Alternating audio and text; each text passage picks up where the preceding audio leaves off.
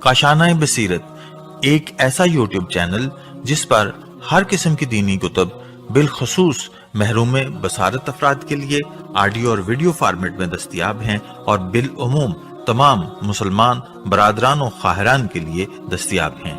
اس لیے آپ سے گزارش ہے کہ بیل آئیکن کو پریس کر کے ہمارے اس چینل کو ضرور سبسکرائب کیجیے تاکہ آئندہ آنے والی ہر کتاب آپ کو بر وقت ملتی رہے۔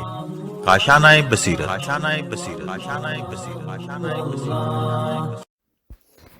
اعوذ باللہ من الشیطان الرجیم، بسم اللہ الرحمن الرحیم۔ کاشانۂ بصیرت یوٹیوب چینل کے بابصیرت سامعین السلام علیکم۔ میں پارٹ 13 کے ساتھ حاضر ہوں اور کتاب محافل و مجالس حصہ دوم، مصنف ہیں علامہ سید ذیشان حیدر جوادی، اور اس کا ہمارا مطالعہ جاری ہے اور ہم صفحہ نمبر 126 تک پہنچ چکے تھے اور یہاں پر 2-3 لائنوں ہی کا مطالعہ کیا اور آگے پیراگراف ہے جہاں سے ہم آغاز کر رہے ہیں۔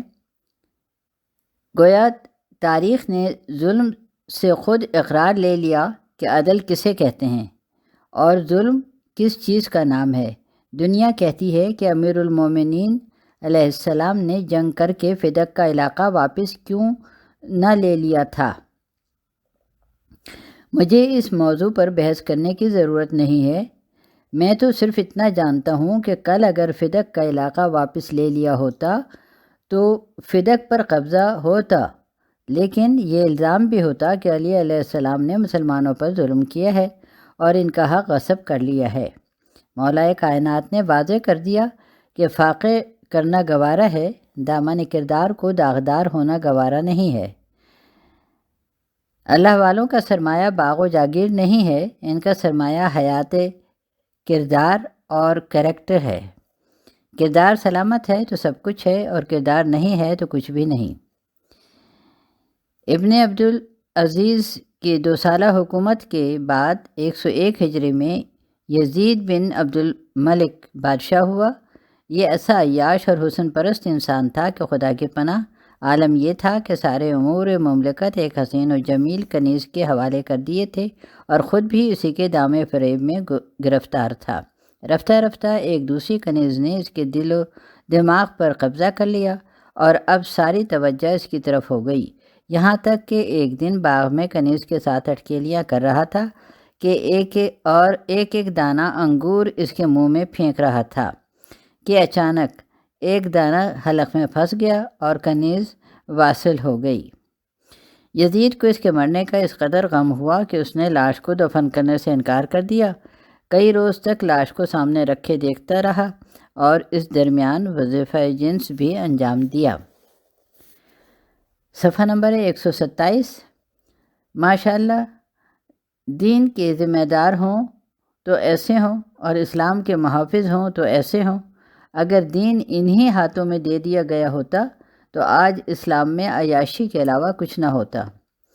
مذہب اہل بیت علیہ السلام کے حکم متع کے مذاق اڑانے والے اور اسے عیاشی کا نام دینے والے ذرا تاریخ حکومت کا بھی جائزہ لیں اور اس کے بعد فیصلہ کریں کہ سیلاب پر بند باندھنے کا نام عیاشی ہے یا سیلاب کو کھلی چھوٹ دے دینے کا نام عیاشی ہے۔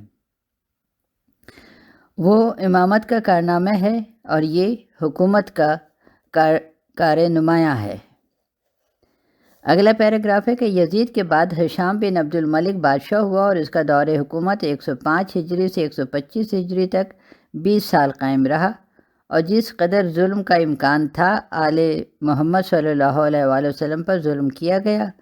جناب زید رحمۃ اللہ بن علی علیہ السلام بن حسین علیہ السلام کی شہادت اسی کے دور کا المیہ ہے۔ جناب زید رحمۃ اللہ علیہ امام زین العابدین علیہ السلام کے فرزند تھے۔ ان کی والدہ گرامی کا نام حوریہ تھا جنہیں جناب مختار نے امام زین العابدین علیہ السلام کی خدمت میں پیش کیا تھا۔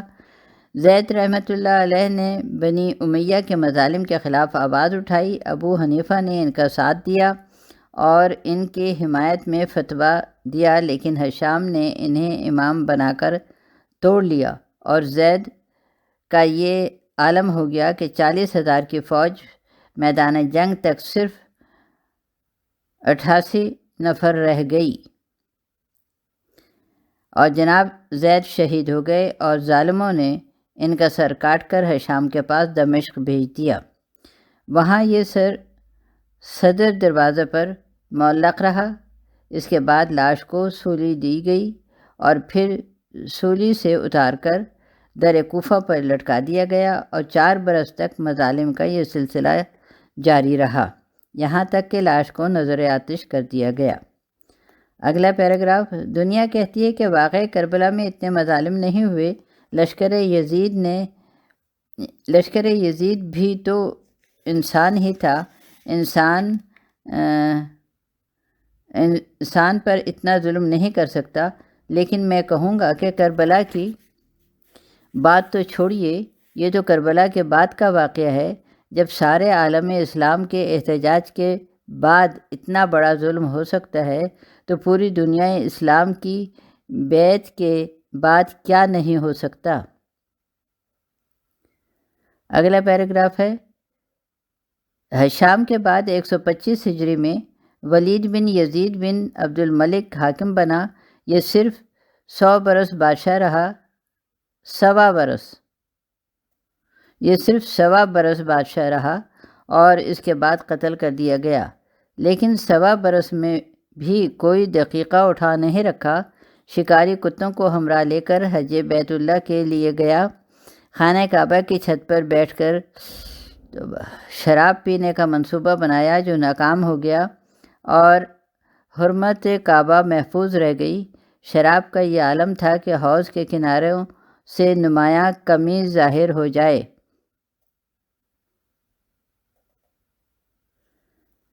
اگلا پیراگراف ہے، ایک مرتبہ تو یہ قیامت کر دی کہ کنیز کو شراب پلا کر ہم بستری کی اور صبح کو امامہ پہنا کر مسجد میں بھیج دیا کہ مسلمانوں کو نماز جماعت پڑھا دے، اور مسلمانوں نے نماز پڑھ لی۔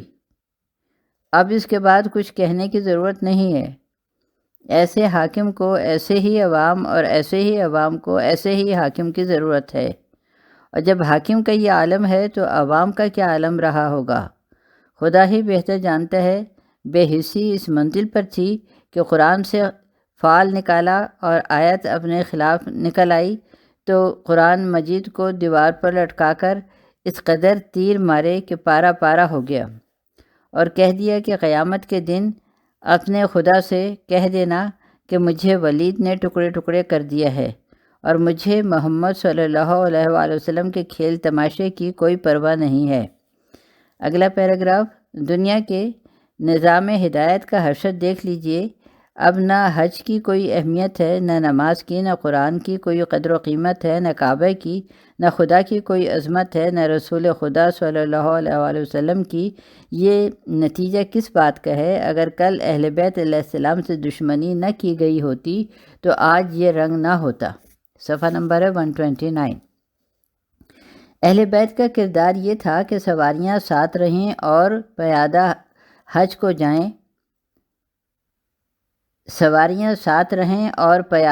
کو جائیں، پیروں سے تیر نکال لیا جائے اور نماز کے خلوص میں فرق نہ آئے، سر تن سے جدا ہو جائے لیکن نوک نیزہ سے تلاوت قرآن ہو، حج کو عمرہ سے بدلنا پڑے لیکن حرمت کعبہ محفوظ رہ جائے، گلے پر خنجر رہے لیکن صدق رسول اللہ صلی اللہ علیہ وآلہ وسلم کا کلمہ رہے، رگ گردن سے خون ٹپکے لیکن زمین پر نقش لا الہ الا اللہ ثبت ہو۔ صلوات اللہم صلی علی محمد وعلی محمد وعجل فرجہم۔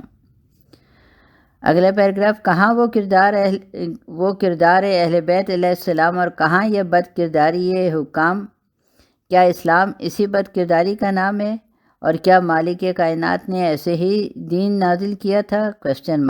اور اگر ایسا نہیں ہے تو صاف کہیے کہ اسلام آل محمد صلی اللہ علیہ وآلہ وسلم کے پاس ہے، باقی جو کچھ ہے وہ کھیل تماشا ہے، دین و مذہب نہیں ہے۔ کربلا اسی مارکے کا نام تھا جہاں امام حسین علیہ السلام کا نعرہ تھا کہ دنیا لہو و لعب ہے، اور یزید کا اعلان تھا کہ اسلام کھیل تماشا ہے۔ اب دنیا کو اختیار ہے، چاہے حسینیت کے قدموں میں آ جائے اور چاہے یزیدیت کے قدموں میں چلی جائے۔ اگلا پیراگراف، ولید کے بعد اس کے فرزند یزید بن ولید حاکم ہوا اور اپنے بخل کی بنا پر 3 ہی مہینے میں معزول کر دیا گیا۔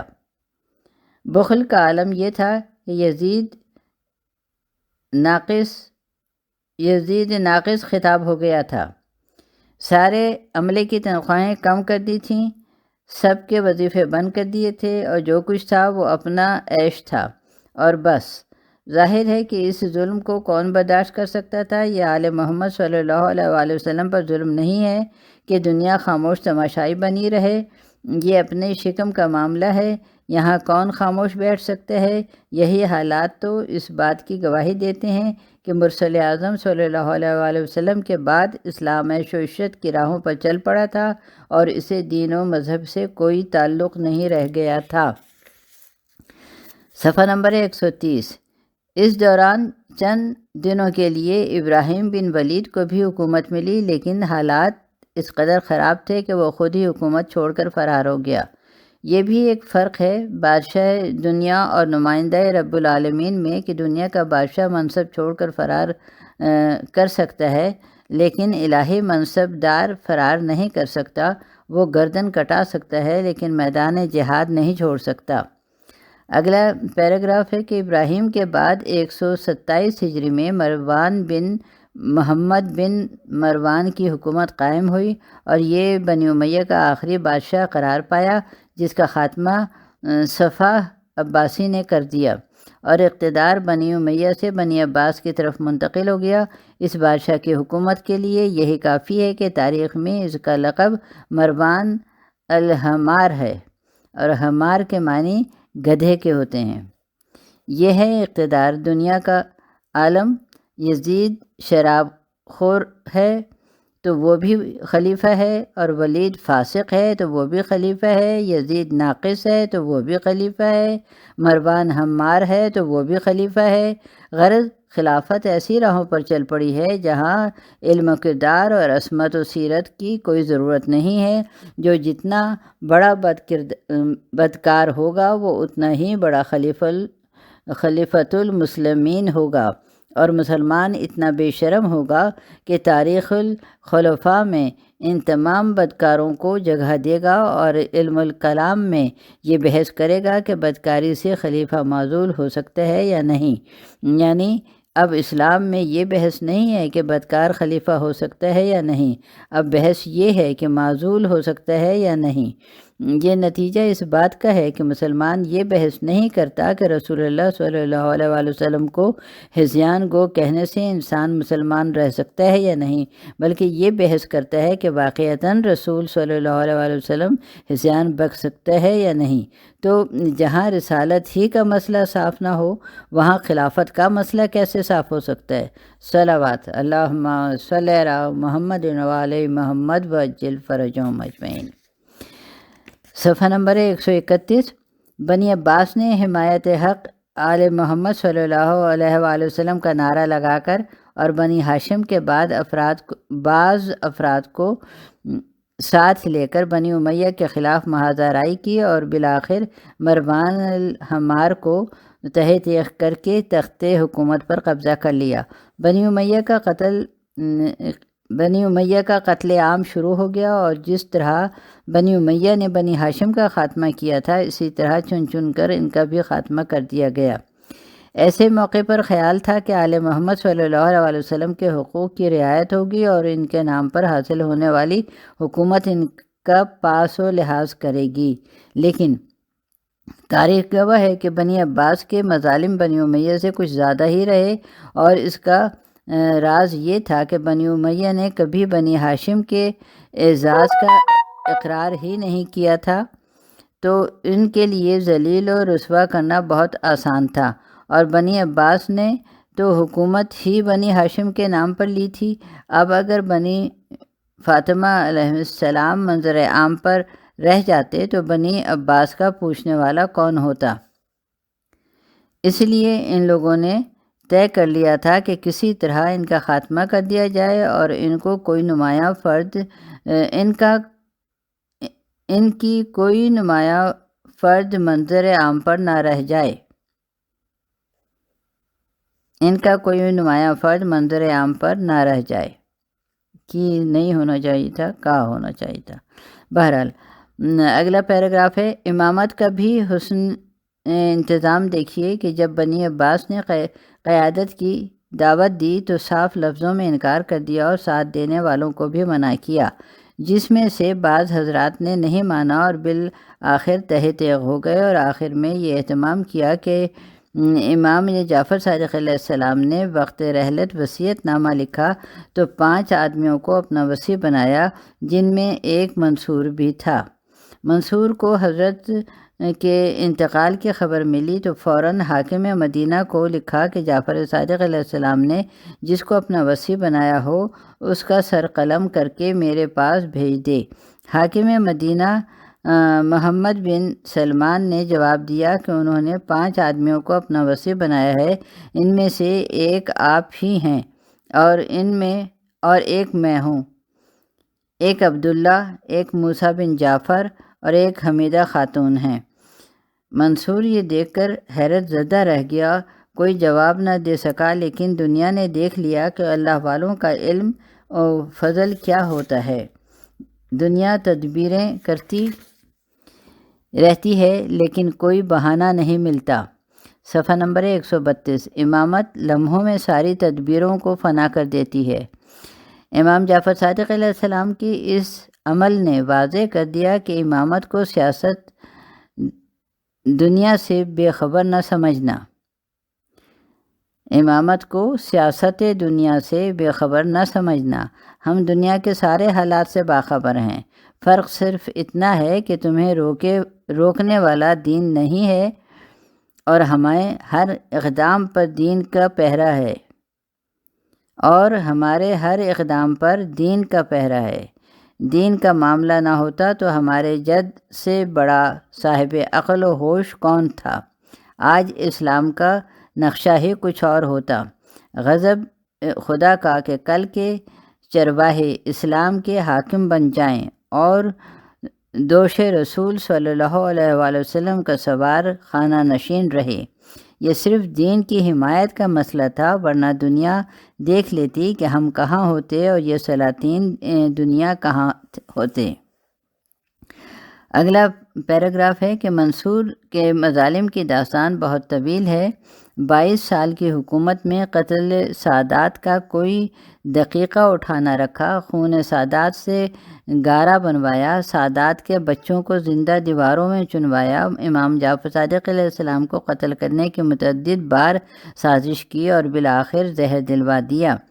جن لوگوں نے حکومت کی حمایت کی تھی انہیں بھی تہہ تیغ کرا دیا اور یہ واضح کر دیا کہ سلطنت خون چاہتی ہے، جب تک اولاد رسول صلی اللہ علیہ وآلہ وسلم کا قتل نہ ہوگا خلافت رسول صلی اللہ علیہ وآلہ وسلم کا حق ادا نہ ہوگا۔ اگلا پیراگراف، منصور کے بعد اس کا بیٹا مہدی تخت حکومت پر بیٹھا اور باپ کی جگہ آل محمد صلی اللہ علیہ وآلہ وسلم پر ظلم کرنا شروع کیے، یہاں تک کہ اپنے وزیر اعظم یعقوب بن داؤد کو بلا کر حکم دیا کہ قید خانے میں جتنے علوی سادات ہیں ان کے سردار کو فوراً تہہ تیغ کر دے اور یہ کنیز انعام میں لے لے۔ یعقوب زیدی فرقے کا آدمی تھا اور سادات سے محبت رکھتا تھا۔ اسے سخت پریشانی ہوئی کہ بادشاہ کے حکم پر کیوں کر عمل کریں۔ بالآخر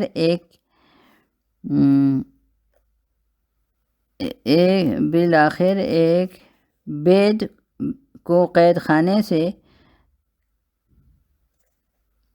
گھر لے آیا ایک بیت کو، اور وہاں حکم حاکم سے باخبر کیا۔ سید نے کہا کہ ہم اولاد رسول ہیں۔ یہاں پر ایک قیدی ہوگا یہ شاید، کہ بالآخر ایک قیدی کو قید خانے سے گھر لے آیا اور وہاں حکم حاکم سے باخبر کیا۔ سید نے کہا کہ ہم اولاد رسول صلی اللہ علیہ وآلہ وسلم ہیں، تو رسول صلی اللہ علیہ وآلہ وسلم کو کیا منہ دکھائے، تو رسول اللہ صلی اللہ علیہ وآلہ وسلم کو کیا منہ دکھائے گا؟ صفحہ نمبر 133۔ یعقوب لرز گیا کہ اللہ کا نیز میرے پہلو میں رہے، اور اولاد رسول صلی اللہ علیہ وآلہ وسلم سامنے قیدی بنے کھڑے رہے۔ اس نے موقع پا کر انہیں رہا کر دیا کہ تم شہر سے باہر نکل جاؤ۔ کنیز مہدی کی جاسوس تھی، اس نے فوراً اطلاع کر دی اور سید کو گرفتار کر لیا گیا۔ وہاں بھی شروع میں یہ سید ہی تھا۔ میں ان لائنوں کو دوبارہ آپ کے گوش گزار کرتی ہوں کہ بالآخر ایک سید کو قید خانے سے گھر لے آیا اور وہاں حکم میں حاکم سے باخبر کیا۔ سید نے کہا کہ ہم اولاد رسول صلی اللہ علیہ وآلہ وسلم ہیں، تو رسول اللہ صلی اللہ علیہ وآلہ وسلم کو کیا منہ دکھائے گا؟ یعقوب لرز گیا کہ اللہ کا نیز میرے پہلو میں رہے، اور اولاد رسول صلی اللہ علیہ وآلہ وسلم سامنے قیدی بنی کھڑی رہے۔ اس نے موقع پا کر انہیں رہا کر دیا کہ تم شہر سے باہر نکل جاؤ۔ کنیز مہدی کی جاسوس تھی، اس نے فوراً اطلاع کر دی اور سید کو گرفتار کر لیا گیا۔ تھوڑی دیر کے بعد یعقوب کو طلب کیا گیا، پوچھا گیا کہ تو نے میرے حکم پر عمل کر دیا؟ یعقوب نے عرض کیا، سرکار عمل ہو گیا اور سید کو قتل کر دیا گیا۔ مہدی نے اشارہ کیا اور ایک غلام نے اس سید کو پیش کر دیا۔ یعقوب بے ہوش ہو کر گر پڑا اور ہوش آیا تو مہدی نے کہا کہ تم نے جھوٹ کیوں کہا؟ کہا امیر، مجھے اس کے حال پر رحم آ گیا۔ کہا اچھا جاؤ، تمہیں قتل تو نہیں کروں گا لیکن زندگی بھر قید خانے میں رہو گے۔ ارباب اعضا، اب آپ سوچیں، جب سید کو قتل نہ کرنے پر یہ سزا ملتی ہے تو خود سادات کی کیا سزا ہوگی؟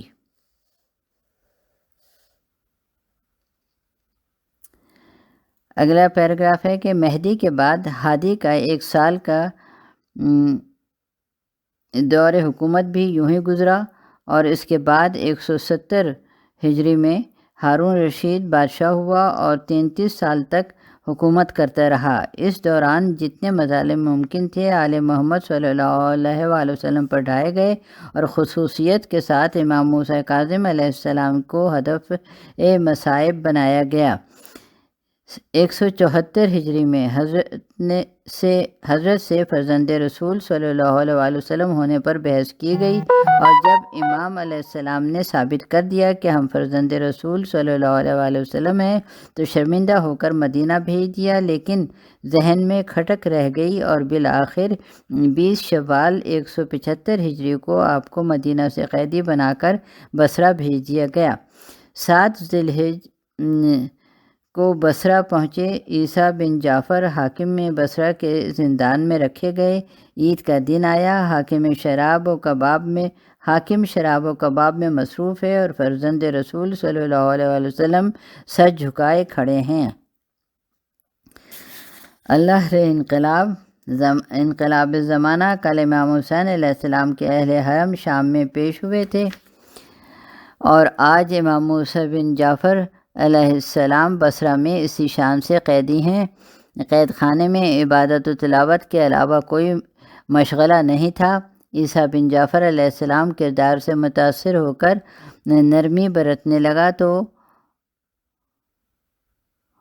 ہارون نے وہاں سے بغداد بھیج دیا۔ فضل بن ربی کی نگرانی میں رہے۔ فضل محب آل محمد صلی اللہ علیہ وآلہ وسلم مشہور تھا، لیکن اپنے حالات سے مجبور تھا۔ ایک دن ایک شخص کو بلا کر کہا کہ دیکھو زندان میں کیا نظر آتا ہے۔ اس نے کہا کہ ایک سفید چادر ہے۔ کہا بھائی یہ چادر نہیں ہے، یہ امام موسیٰ بن جعفر علیہ السلام سجدے میں ہیں۔ جسم اتنا لاغر ہو گیا ہے کہ اب چادر اور جسد مبارک میں فرق نہیں معلوم ہوتا۔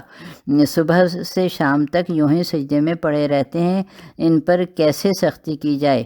ہارون کو اطلاع ملی تو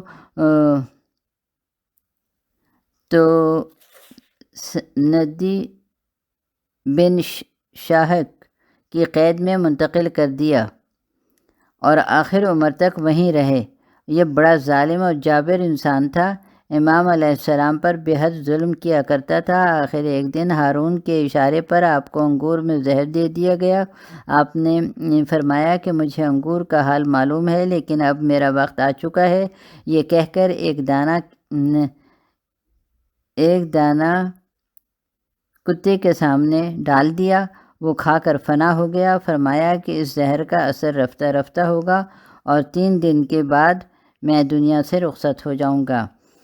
مسیب بن زید کا بیان ہے کہ جیسے امام نے کہا تھا ویسے ہی ہوا اور 3 دن کے بعد حالت غیر ہو گئی۔ سندھی نے فوراً علماء و فضلاء کو بلا کر کہا کہ تم لوگ گواہ رہنا کہ انہیں زہر نہیں دیا گیا ہے بلکہ اپنی موت سے دنیا سے جا رہے ہیں۔ آپ نے فرمایا کہ مجھے زہر دیا جا چکا ہے اور میں عنقریب دنیا سے رخصت ہو جاؤں گا۔ سندھی نے کہا کہ حقیقت یہی ہے کہ میں شرمندہ ہوں اور اب آپ اجازت دیجیے کہ میں آپ کی تجہیز و تکفین کا انتظام کروں۔ آپ نے فرمایا کہ مجھے کسی کی ضرورت نہیں ہے، میرا غلام موجود ہے اور میں مدینہ سے کفن لے کر آیا ہوں۔ مسیب کہتے ہیں کہ تھوڑی دیر کے بعد میں نے دیکھا کہ ایک جوان آئے اور امام علیہ السلام سے لپٹ کر دیر تک روتے رہے۔ دونوں میں صیغہ راز میں گفتگو ہوئی اور تھوڑی دیر کے بعد امام علیہ السلام نے انتقال فرمایا۔ جوان نے غسل و کفن دیا، نماز جنازہ پڑھی اور تشریف لے گئے۔ میں نے پوچھا یہ کون جوان تھا؟ تو غلام نے کہا کہ یہ امام علیہ السلام کے فرزند علی رضا علیہ السلام تھے جو باعجاز تشریف لائے تھے، اور اس لیے کہ امام کے تمام امور امام ہی انجام دیتا ہے۔ اس نے بعد موت کا اعلان عام کیا، اس کے بعد موت کا اعلان عام کیا گیا اور سندھی نے جنازہ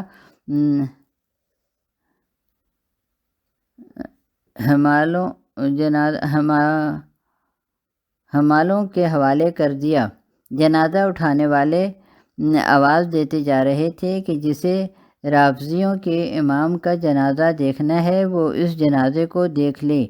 جس پر بغداد تک جنازہ پہنچا، سلیمان کی نظر پڑ گئی، قصر سے دوڑ کر آیا۔ غضب خدا کا، فرزند رسول صلی اللہ علیہ وسلم کا جنازہ اور یہ توہین، یہ ہرگز نہیں ہو سکتا، میں غسل و کفن کا اہتمام کروں گا۔ یہ کہہ کر بیش قیمت کفن دیا اور اہتمام سے جنازہ اٹھوایا۔ میں کہوں گا اے غریب بغداد، آپ کے جنازے کی توہین ضرور ہوئی، لیکن ایک سلیمان تو پیدا ہو گیا جس نے بظاہر بہترین طریقے سے کفن دے کر جنازے کو دفن کرا دیا، مگر ہائے غریب نینوا، بہن موجود، بیٹا موجود، بیٹی موجود، لیکن جنازہ جلتی ریت پر نہ کوئی کفن دینے والا تھا نہ کوئی دفن کرنے والا۔ اے امام رضا علیہ السلام، اے امام رضا غریب، اپنے باپ کا پرسہ لیجئے۔ مولا، آپ آخر سراہنے آ گئے، مگر وہ بیٹا کیا کرے جو باپ کے سراہنے بھی نہ آ سکا اور باپ ہی اس کے سراہنے آیا۔ میرے لال، میں مرنے جا رہا ہوں بیٹا، میرے بعد کوفہ اور شام کے بازاروں میں جانا ہوگا بیٹا، تیرے ہمراہ سیدانیاں بھی سربراہ نہ ہوں گی بیٹا، تجھے صبر کرنا ہوگا۔ ارباب اعضاء ماہ رجب کی 25ویں تاریخ تھی جب ہمارا اور آپ کا 7واں امام 9 سال کے مسلسل قید برداشت کرنے کے بعد دنیا سے رخصت ہو گیا۔ مگر عزاداروں، بڑا فرق ہے اس قید میں اور دنیا کی تمام قیدیوں میں۔ کربلا کے بعد اہل حرم بھی قید میں رہے، عابد بیمار بھی قید میں رہے، لیکن رونے والوں، سب کی مدت قید تمام ہو گئی۔ بالآخر بازوؤں سے رسیاں کھل گئیں، طوق اتر گیا، بیڑیاں کٹ گئیں، مگر ہائے امام موسیٰ کاظم علیہ السلام کے جسر بغداد پر جنازہ رکھا گیا، اور جب تابوت سے چادر ہٹائی گئی تو ہاتھوں میں ہتھکڑیاں، پیروں میں بیڑیاں اور جسم زنجیروں میں جکڑا ہوا رسول صلی اللہ علیہ وسلم کا وارث، جعفر صادق کا فرزند، امت کا نگہبان، اسلام کا ذمہ دار اور جسم نازنی زنجیروں میں، واہ محمد واہ علیہ واہ حسین، انا للہ و انا الیہ راجعون، لعنت اللہ علی قوم الظالمین۔ اللہ صلی علی محمد وجل فرجہم۔